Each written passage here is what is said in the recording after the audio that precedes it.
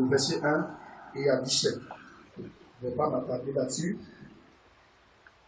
Et le sous-thème qui m'a été donné, la définition de la gloire de Dieu et les différentes manifestations de la gloire de Dieu parmi son peuple. Et nous avons défini la gloire de Dieu comme étant la manifestation de ses attributs. La gloire de Dieu comme étant l'éclat de ses perfections définies. La révélation de sa sainteté, de sa puissance et de son amour. La gloire de Dieu étant comme le rayonnement qui se dégage de sa personne.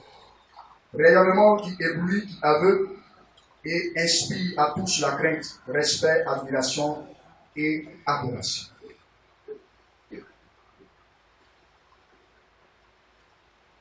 Et nous avons vu l'histoire de la vie de Job, le commencement de sa vie et la fin de sa vie, comment Dieu s'est révélé à Job de par sa puissance. Quelqu'un qui avait tout, et il a été éprouvé, et après, par sa fidélité, le Seigneur l'a béni, l'a rétabli dans son état premier. Et il a été doublement béni. Le Seigneur lui a restitué tout ce qu'il avait perdu. Cela montre la fidélité et la manifestation de son omnipotence. Amen. Et deuxième chapitre, la manifestation de la gloire de Dieu parmi son peuple. En un, on a vu la manifestation de la gloire de Dieu parmi son peuple dans l'Ancien Testament. La traversée de la mer Rouge, c'était la gloire de Dieu. La colonne de nuée et de feu dans le désert, c'était la gloire de Dieu. Nous faisons ce rappel pour ceux qui n'étaient pas là. La gloire de Dieu dans le temple de Salomon. Vous verrez 1 Roi chapitre 8, verset 10-11. La manifestation de la gloire de Dieu sur le mont Sinaï. Exode 19, verset 16 à 18. Ensuite, la manifestation de la gloire de Dieu dans les visions prophétiques. Isaïe chapitre 6, Ézéchiel 1, verset 28. Et nous sommes encore sur la manifestation de la gloire de Dieu dans le Nouveau Testament. Simon, jette le filet. Et Simon, par obéissance, il va jeter le filet. Quand il a jeté le filet, qu'est-ce qui s'est passé par après? Le filet était rempli. Le filet était rempli. Il avait même du mal même à tirer le filet de l'eau. Quand Dieu se lève, quand Dieu dit, la chose arrive. Quand Dieu parle, les choses arrivent. Il est le créateur des cieux et de la terre. Je ne connais pas ton problème. Tu as tout essayé. Mais Dieu te donne l'occasion pour voir sa gloire. Jette encore le filet. Moi je te donne. Reprends. Va. Simon, jette le filet. Mon frère, Dieu te donne de reprendre cette vie de prière. De reprendre ce courage, la persévérance. Et tu verras la manifestation de la gloire de Dieu. Tu verras la manifestation de la gloire de Dieu sur ta vie. Dieu a manifesté sa gloire. Ce qui était impossible est devenu possible. Est-ce que Dieu est limité? Est-ce que Dieu est limité? Dieu n'est pas limité. C'est pourquoi il y a un chant qui dit, je crois à ta puissance. Oh Seigneur, tu n'es pas limité. Tu n'es pas limité. Oh. Voilà, tu n'es pas limité. Ça dépend de comment tu prends Dieu, où tu le déposes, où tu le mets. Si tu vois Dieu petit, mais dans sa sa manifestation, tu verras qu'il agira petit. Ça, c'est moi-même qui le dis. Il faut voir Dieu grand.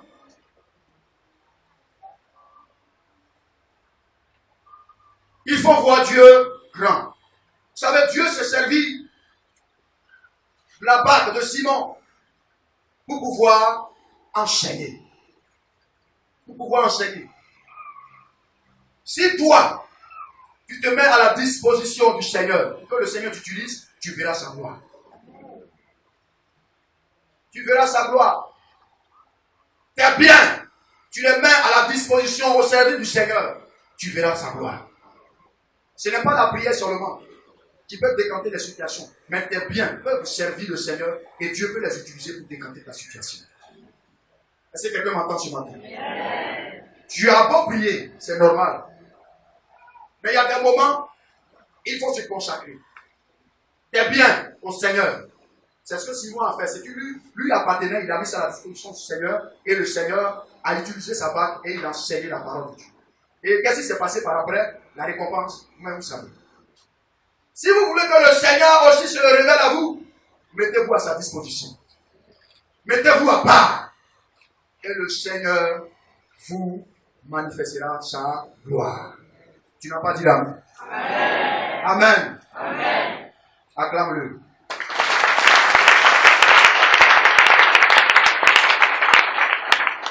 Il a indiqué exactement à Pierre, là où il devait, comment on appelle ça? Il a indiqué à Pierre exactement l'endroit où trouverait une grande quantité de poissons. Jette le filet de ce côté. Lui, il connaît. Il connaît. Et Simon a obéi. Simon a obéi. Est-ce que quelqu'un m'entend? Simon a obéi. Le Seigneur omniscient sait où se trouvent les banques de poissons. C'est lui qui sait, c'est lui qui a créé les poissons. Il sait où se trouvent les poissons. Dit Simon, de ce côté-là, il faut jeter le filet. Et exactement, lui qui est omniscient, il a indiqué le lieu exact où Simon devait trouver les poissons. Et quand il a obéi, le miracle s'est produit. L'obéissance. Laisse-toi conduire par le Saint-Esprit. Et tu verras sa gloire. Dieu dit, va comme ça. Toi, tu dis, non, c'est comme ça, je vais aller. Mais comme on le dit, tu vas taper pour toi. Tu vas taper pour toi. Mais Dieu qui sait toutes choses, il dit, mon fils, c'est vrai, mais il faut t'orienter de ce côté-là. C'est vrai que tu as essayé ici, ça n'a pas marché. Cette fois-ci, fais comme ça. Car je sais toutes choses, si tu obéis, tu verras la gloire de Dieu. Alléluia. Est-ce qu'il y a des enfants de Dieu qui veulent obéir à la parole de Dieu? Amen. Acclame le Seigneur.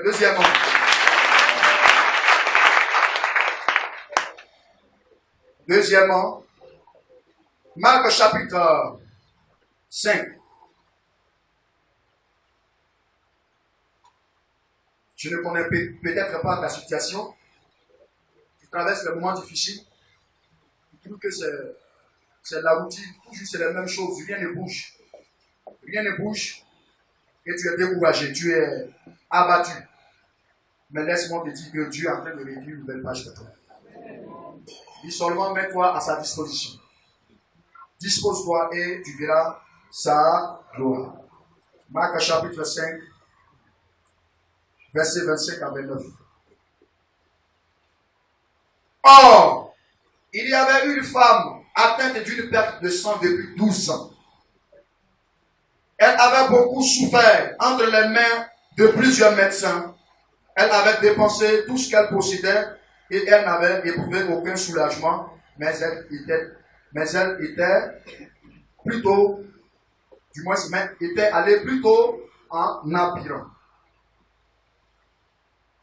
Ayant entendu parler de Jésus, elle vint dans la foule par derrière et touche, car elle disait, si je puis seulement toucher ses vêtements, je serai guéri. Au même instant, la perte de sang s'arrêta et elle sentit dans son corps qu'elle était guérie de son mal. La manifestation de la gloire de Dieu dans la vie d'une femme malade depuis 12 ans. Désespérée, abattue. Mais comme elle a entendu parler de Jésus, elle a entendu que celui-là, il fait des miracles. Celui-là, il est le Dieu de gloire.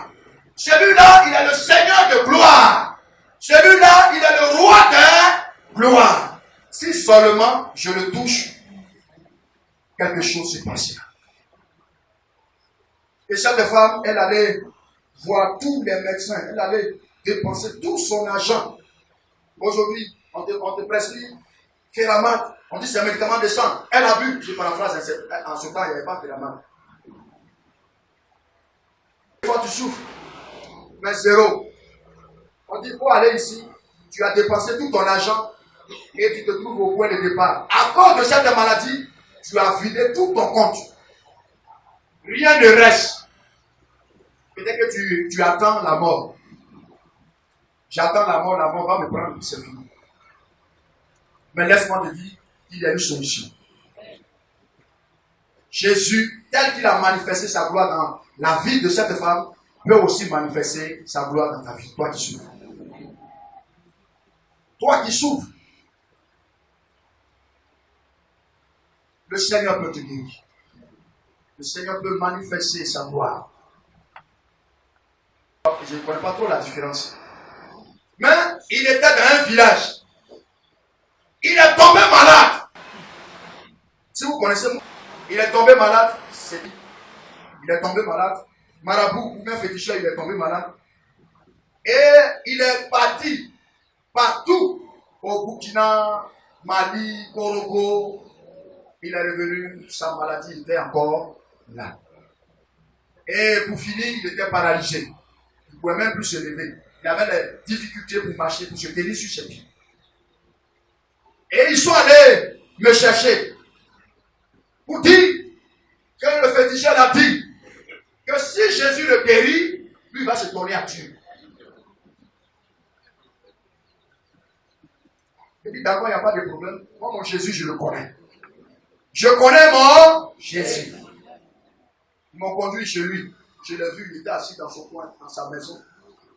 Il y avait des trucs qui étaient accrochés partout.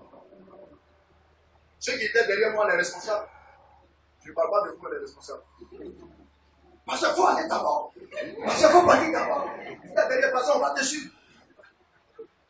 D'abord, il n'y a pas de problème. Je suis entré. J'ai dit où il est, on dit le voilà, il est couché. On fait le sortir. On fait sortir, on a fait asseoir dans une chaise. Il dit, tu dis que si aussi Jésus te guérit, tu vas devenir chrétien, tu vas donner ta vie au Seigneur. Il dit, comment on dit dans ma vie, c'est bon, toute la forme là. Toute la forme, c'est ça? Amen. Il dit, j'ai dit ça. Voilà, toute la forme. Voilà. Voilà. Donc je lui ai dit, d'accord, il n'y a pas de problème. On va brûler tes fétiches là. Il dit, il n'y a pas de problème. Je suis fatigué de ça. On fait sortir. Il a pris un à un. Il y a des beaux sables dans la cour. Notre Dieu que nous prions est au-dessus. Envoyez-moi de l'essence ou du pétrole. J'ai mis du feu dedans, ça saute comme ça. Ça saute comme ça. Il toi là. Tu ne vas pas laisser en là-bas, tu vas mourir. Et on a brûlé ses fétiches. Il dit maintenant, je vais t'imposer les mains. Chaque main que j'impose, c'est le Seigneur qui utilisera ses mains. Et je lui imposais les mains. J'ai prié pour lui. Il dit, le Seigneur t'a guéri. Demain, tu vas marcher. Et tu vas aller à l'église. Et je suis parti. Il dit, d'accord, j'attends. Et le lendemain, dimanche, je suis revenu. Je vois le frère, il est à l'église.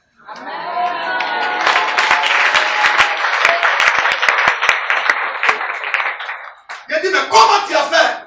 Il dit, pasteur, quand tu as prié pour moi, quand je suis allé me coucher, de la manière j'ai dormi comme un bébé, je n'ai jamais dormi comme ça. J'ai été libéré. J'ai dit, lève-toi, marche. Quelqu'un qui ne pouvait pas tenir sur ses pieds, je le vois, marcher comme ça. Il dit, le Seigneur peut faire plus que ça.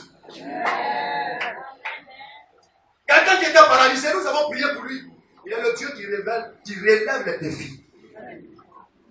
Le Seigneur est tout puissant. Est-ce que tu crois qu'il peut manifester sa gloire dans ta vie? Que le Seigneur nous aide ce matin. Que le Seigneur nous aide ce matin. Troisièmement, pour finir, Actes chapitre 3, verset 1 à 9. Connaissons l'histoire de ce boiteux. Acte chapitre 3. Acte chapitre 3, verset 1. Pierre et Jean montaient ensemble au temple à l'heure de la prière. C'était la 9e heure.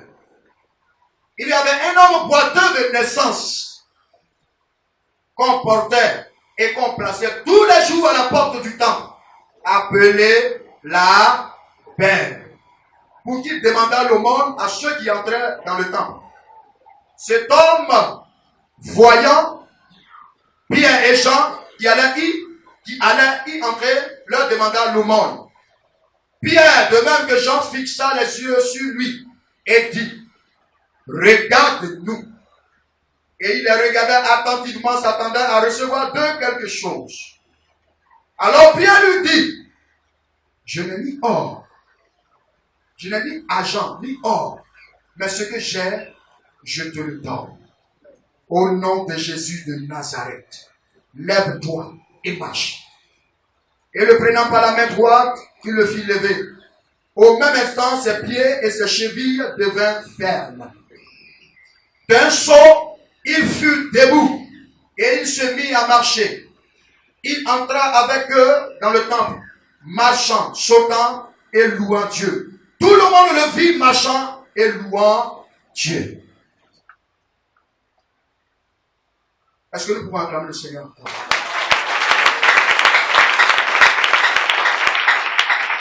La manifestation de la gloire de Dieu dans la vie d'un boiteux. La Bible dit qu'il est né. Il est né comme ça. Il est né comme ça. Et il avait de l'âge. Il est né comme ça. Et ce monsieur-là, on le prenait, et on partait le déposer devant le temple. Que tous ceux qui entrent, ils puissent demander quelque chose pour qu'on puisse lui donner. Tiens 100 francs, c'est bon.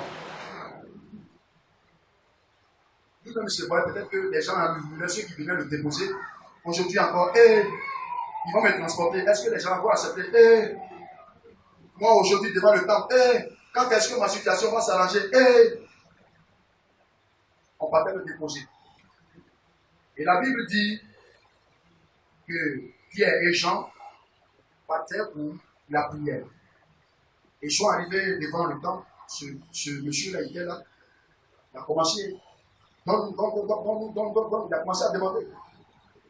Et les apôtres ont commencé à lui regarder tout droit dans les yeux. Il faut bien nous regarder. Il faut bien nous regarder. Ce à quoi nous sommes venus, ce avec quoi nous sommes venus ici, ce n'est pas l'argent que tu aimes. Il y a quelque chose d'extraordinaire. Il y a quelque chose de surnaturel qui va faire que tu ne vas plus jamais demander l'argent, mais désormais tu vas entrer avec nous dans le camp. Et tu ne seras plus jamais la même personne. C'est là où on te dépose, mais désormais, là où les gens vont entrer pour sortir, là, tu vas sortir par là. Là où tu n'as pas assez, là, cet endroit-là, tu vas avoir assez. Regarde-nous! On n'a ni or, ni argent à te donner. Mais ce que nous avons, au nom de Jésus-Christ de Nazareth, lève-toi. Et ils l'ont fait lever et il est entré dans le temple avec. Est-ce que quelqu'un peut attendre ce mal, les gens te dépassent. Tu n'es même pas considéré. C'est toi, chaque fois, on doit faire demande d'aide. C'est toi, chaque fois, on doit collecter les fonds pour pouvoir aider. Tu es venu cas social. Ta famille même te rejette. Parce que toi, avant de prendre des décisions, tu ne consultes pas.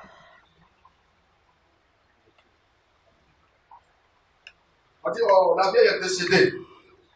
C'est qui on va appeler? Niaouré, lui, il est pilote, on doit le voir. L'autre, Séri Gaspard, il est commissaire, on doit l'aviser. Et Conan Pierre, il est adjudant de police. Oui. Mais quand on arrive sous ton nom, il a sécu. On dit non, c'est le fils de la vieille là, il traîne, mettez-le à part. Et puis toi, on t'informe pas, hein. Mais tu apprends ça par le biais de quelqu'un qui ne fait pas partie de ta famille. Et quand tu te plains, vous dites, mais grand frère, vous ne m'avez pas appelé. La guerre est décédée, on dit, il ne faut pas nous fatiguer. Il ne faut pas nous fatiguer. Si tu sais qu'on va payer ton transport pour venir, il faut venir, on va payer ton transport, tu vas retourner. Il ne faut pas nous donner souffrance cadeau. Il faut venir, si tu as pris, il faut venir. Il ne faut pas nous fatiguer là. Ce cas-là était un peu similaire au cas du boiteux. Chaque fois, c'est toi. Et tu es là. Mais tant que ton petit frère qui a l'argent n'est pas encore arrivé, on ne commence pas la réunion. Quand tu dis commençons, on dit toi tu es qui? Attendons ton petit frère, c'est lui qui est désormais ton grand frère.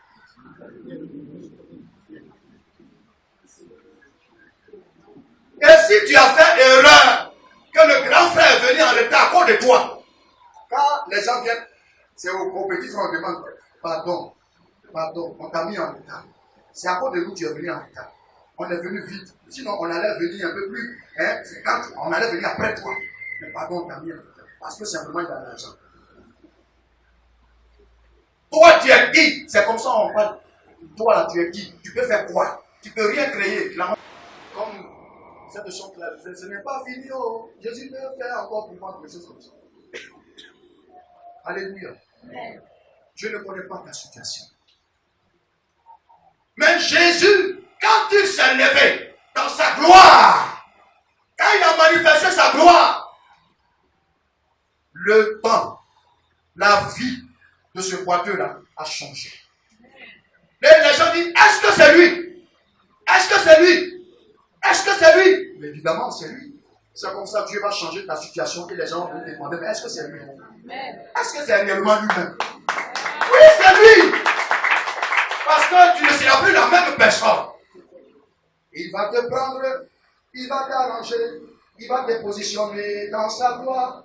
Il va te prendre, il va t'arranger, il va te positionner pour sa gloire. C'est comme ça que Dieu travaille. C'est comme ça que Dieu va te positionner. Ta place se trouve aussi parmi les hauts cadres de ce pays. Toi, élève et étudiant, tu seras un homme puissant dans ce pays. Avant de prendre des décisions, ils vont te consulter aussi. Dans ta famille, ils vont te consulter. Que le Seigneur t'aide ce matin. Que le Seigneur t'aide ce matin. Il va te arranger, il va te positionner pour sa gloire. Il va te prendre, il va t'arranger, il va te positionner pour sa gloire. Il va te prendre, il va t'arranger, il va te positionner pour sa gloire. Alléluia. Il va te prendre, il va t'arranger, il va te positionner pour sa gloire. Il va te prendre, il va t'arranger, il va te positionner pour sa gloire. Écoute-moi, il va te prendre, il va t'arranger, il va te positionner pour sa gloire. Il va te prendre, il va te laver, il va te positionner pour sa gloire. Alléluia. Il va te prendre, il va t'arranger, il va te positionner pour sa gloire. Il va te prendre, il va t'arranger, il va te positionner pour sa gloire. Il va t'arranger, il va te positionner